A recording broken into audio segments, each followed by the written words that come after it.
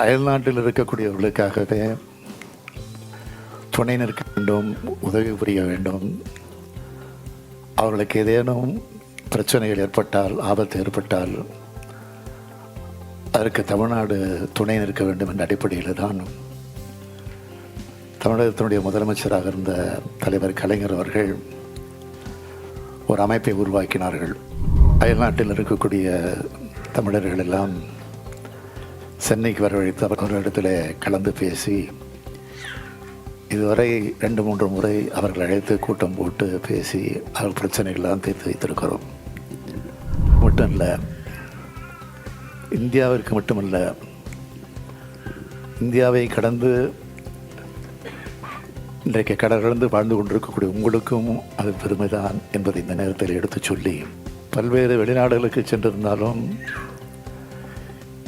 இந்த ஸ்பெயின் நாட்டிற்கு வந்ததில் நான் அவர்களுடைய மகிழ்ச்சி அடைகிறேன், பெருமைப்படுகிறேன்.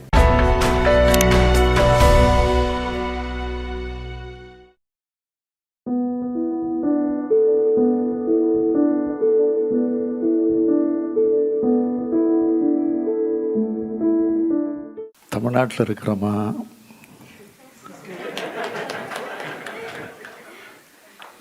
இல்லை வெளிநாட்டில் இருக்கிறோமா அப்படின்னு ஒரு சந்தேகம். ஸ்பெயின் நாட்டுக்கு இதுதான் நான் முதல் முறை நான் வந்திருக்கிறது. ஆனால் பல முறை வந்த மாதிரி எனக்கு ஒரு தொடர்பு ஏற்பட்டிருக்கு.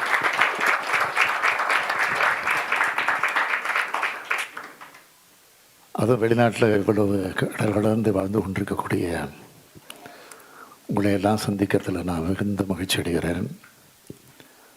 நீங்கள் பிறந்த உங்களுடைய தாய் மண்ணான தமிழ்நாட்டிற்கு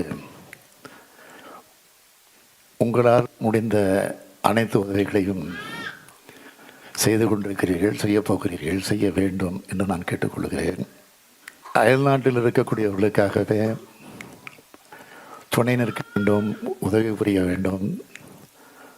அவர்களுக்கு ஏதேனும் பிரச்சனைகள் ஏற்பட்டால், ஆபத்து ஏற்பட்டால் அதற்கு தமிழ்நாடு துணை நிற்க வேண்டும் என்ற அடிப்படையில் தான்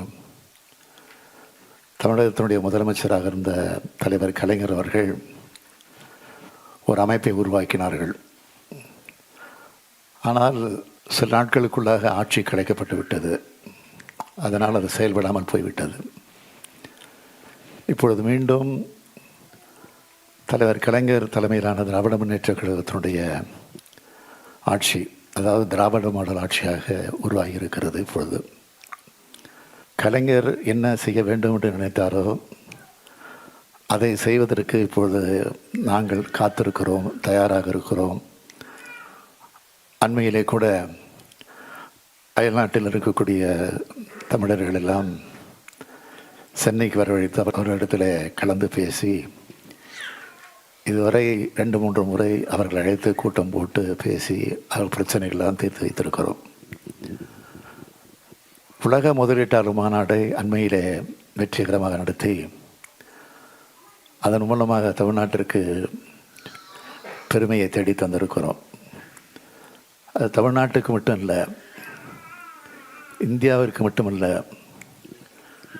இந்தியாவை கடந்து